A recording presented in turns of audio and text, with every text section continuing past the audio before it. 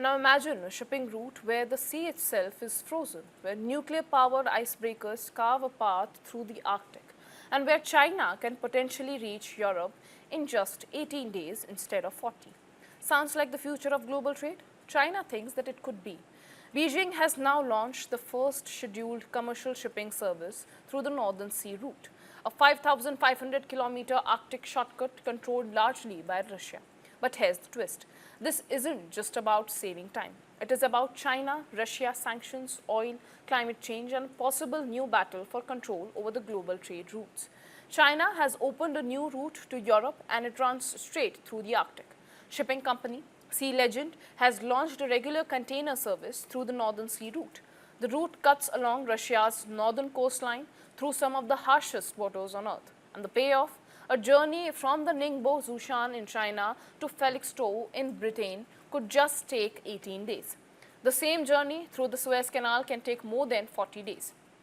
For a country exporting huge volumes of electric vehicles, lithium batteries and solar products, this is a very big deal. China has actually been dreaming about this for years. Back in 2017, Xi Jinping pushed the idea of a polar Silk Road, linking China and Russia through the Arctic shipping. Now that dream is beginning to move from maps to water.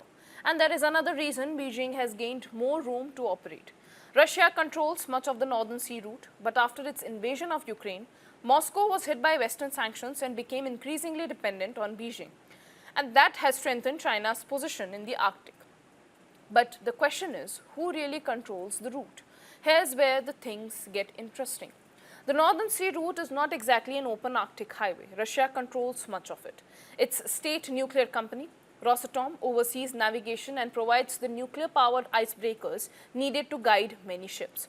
So far, China and other countries using the route, Moscow remains a critical gatekeeper.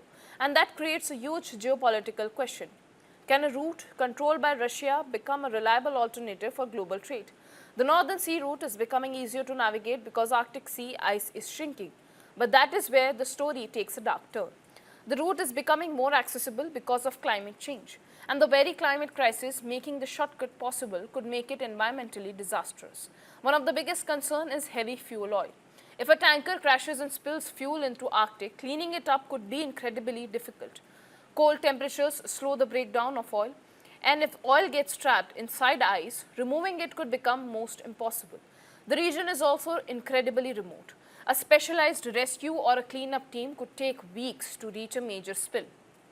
There is another controversial side to the Northern Sea route. Experts say that much of the current traffic includes Russia's so-called shadow fleet, tankers accused of helping transport Russian oil while evading sanctions. In 2025, around 100 internationally sanctioned vessels were reportedly using the route, and activity is increasing as milder summer conditions make navigation even easier. Russian vessels have even started making unusually early journeys through the Arctic. A convoy of tankers reportedly traveled within around 500 miles of the North Pole while carrying millions of barrels of oil.